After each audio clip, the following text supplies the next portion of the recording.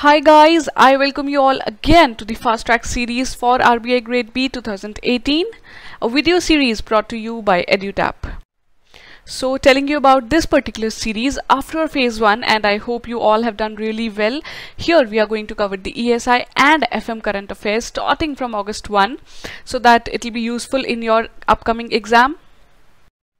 Okay, let me just quickly tell you about our previous results as we've been working in this field from some time now.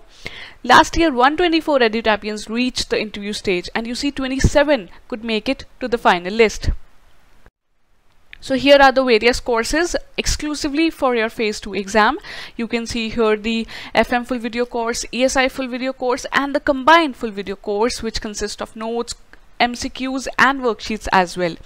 And in this month of independence, we are running a discount of 50%. You have to use the coupon code FREEDOM50 to avail the discount. So in this particular video, we are going to cover your current affairs related to ESI and FM starting from August 4th, and we'll be covering 3 days, that is August 4, 5 and 6. So let us just start with the first news of the day. So our first news is related to the Asia Pacific Institute for Broadcasting Development. This particular institute, AIBD, is itself important. I'll tell you about this institute in the next slide. First of all, let me tell you about this news. The president of this AIBD institute has been chosen as India. Now the term is for the 2 years, and India has got elected against Iran. That is also important, and the meeting took place in Colombo, Sri Lanka. So that was all. Let us see about this institute. AIBD is a regional intergovernmental organization which is serving the countries under UNESCAP, that is United Nations Economic and Social Commission for Asia and Pacific.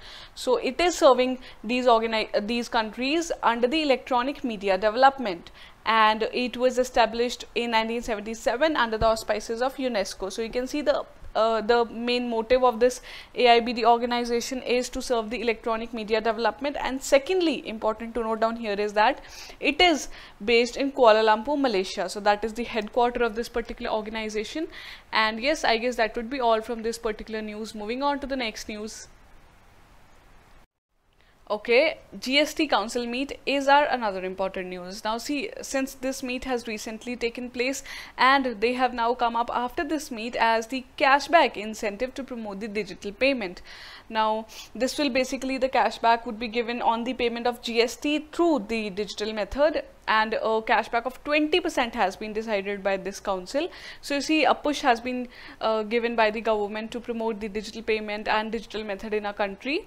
Here one important clause to note down here is that subject of the cap of ₹100 on the transaction of UPI, USSD, RuPay and the BHIM app. So if you are paying a GST through these apps, you will be getting a cashback of ₹100 maximum. Otherwise it's 20% cashback.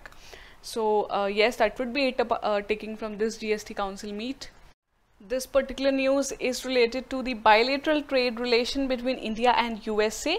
As you can see here, the news says that India may delay the imposition of higher duties which it had announced earlier to impose on the 29 key imports from the US. Now see, now this delay has come up for the second time, as earlier it had to go live from August 4th, as earlier it was announced July, but now again it has been delayed. So that is why it is important for us to keep a tab on all such things. Now decision has basically come up because there are basically talks going on between India and US, and there are some positive outcomes expected. That is why for the time being India has delayed this imposition. Now this particular news is important in the background of the information I've given you here. You can see that trade difference between India and United States have been rising since Trump took office. As you can see, the earlier bilateral trade has rose to $115 billion, but Trump administration wants to reduce it to $31 billion. Now see, this trade deficit was in favor of India earlier because India was basically an exporting country also, and now this as the government of Trump wants it to reduce down. So that is why this is important for us. So just to imposing tariffs, and then in lieu again another country imposing tariffs, a kind of trade war which is expected to take place between the various big economies of the world. This news is important for us. That would be all. NHAI to ink MOU with SBI for 25,000 crore loan.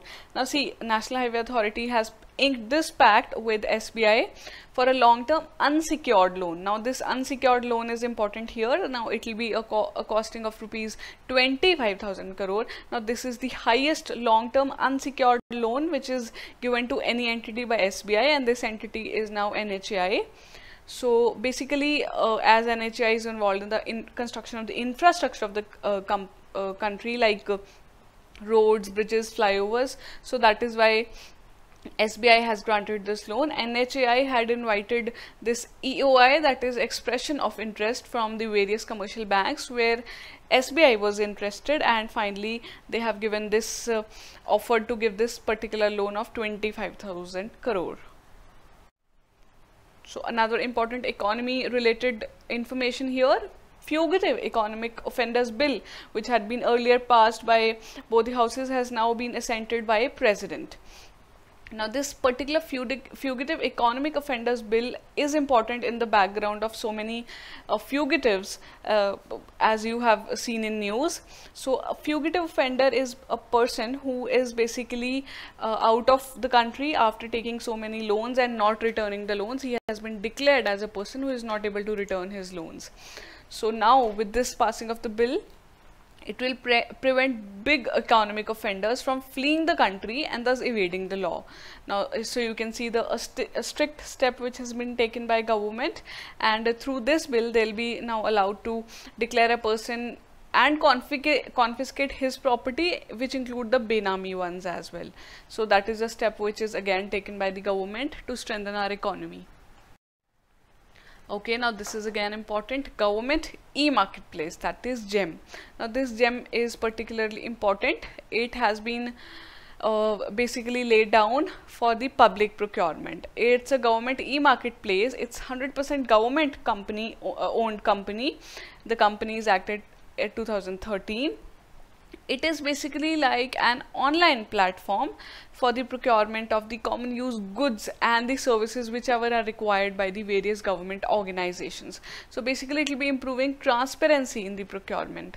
So you can see another step to boost up the digital revolution in India. You can read about this GEM here and various, and are you able to relate it with the eNaam as well, which is an online platform for connecting all the mandis all over India. So it's an online platform for government users which provide various tools like e-auction, e-bidding, etc. so as to facilitate the users through this e-market. That would be all. Moving on.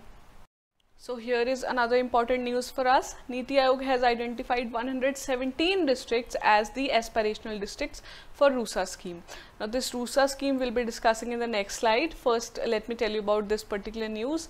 As you guys know that aspirational districts is the flagship program of the Niti Aayog, wherein among different districts of the state, the competition is promoted so as the districts aspire to become like the district which has already achieved the targets. So it's like taking people in the concern, wherein the strength of any district will be focused and it will be aspiring to become a more developed district. So now here in the second phase of the centrally sponsored scheme of Rashtriya Uchchatar Shiksha Abhiyan, that is RUSA, it is going to provide the colleges and open the model degree colleges in the districts which are being selected by Niti Aayog. So you can see a collab here between the Niti Aayog for the aspirational districts and this Rashtriya Uchchatar Shiksha Abhiyan.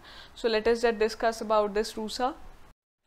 Coming to this Rashtriya Uchchatar Shiksha Abhiyan, that is RUSA, the scheme aims to improve the access, equity and quality in higher education. So you can see basically this scheme is all about the higher education which is to be developed in our country. Now here what is important is the objectives include the new academic institutions which will now be made under this aspirational districts which have been selected. Also expanding and upgrading the existing ones. So they will basically be providing money for the higher education in the country, and the institutes would be developed, would be self-reliant in terms of the quality education, and basically it will be providing education which is relevant to students as well as for the nation as a whole. So these are the broad objectives of this particular RUSA scheme, and you can just go and search about more. If you get any useful information, you can post in the comment section below so that even others are able to know this. Okay, so our Minister of State for Tourism, who is holding the independent charge, Shri KJ Alphonse, has informed the Lok Sabha that India is going to come up as the highest growing tourist economies in the world. Rather, it has said that India has improved a lot and it is already working in the field coming in 2017. So the growth in the number of foreign tourist arrivals was 15%, and which led to the increase in the foreign exchange earnings through this tourism was 19.2%. So you can see on these claims, Tourism Minister has said that India is going to become one of the tourist economies in the world. And just to add to this, I have here mentioned that year 2018 is also going to be promoted as the year of Indian adventure, so that along with tourism, adventure tourism is also promoted, and it will be providing a kind of tourism for 365 days in an year, so that all the year round tourists are coming for one reason or the other. So that would be all from this particular news.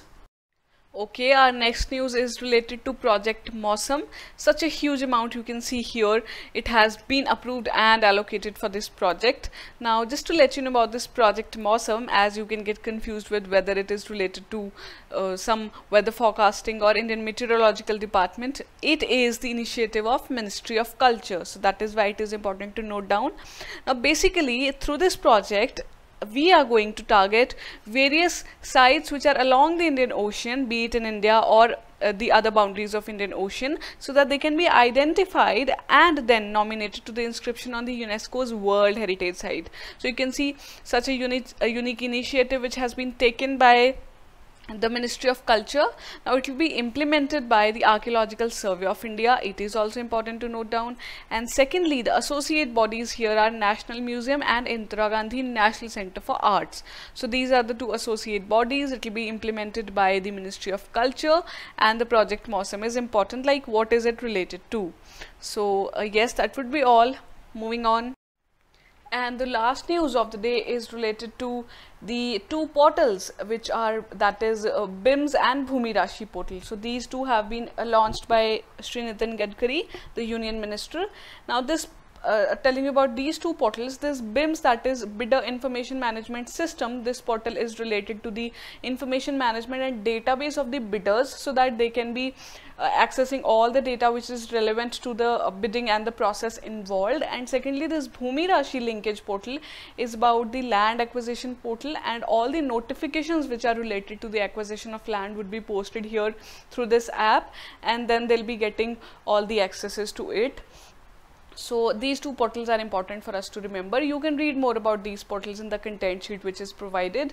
And as you can see, these are the initiatives of the Road Transport and Highways Ministry, and thus they are basically promoting the expedition of the pre-construction process, so that all the things which are related to bidding and land acquisition are in a smooth manner, and that is why these two portals have come up. So that would be all from this particular news. So thank you guys. This was about the news coverage for ESI and FM section from last 3 days. And for any query, you can visit our website always, that is www.edutab.co.in. You can even drop us a mail at the hello@edutab.co.in, and our contact number is mentioned here, that is 8146-207-241. You can give us a call anytime for any query of yours. And before going, please do not forget to note down this link of the Telegram channel, where you will be getting all the content sheet of this particular series. So just go and download it.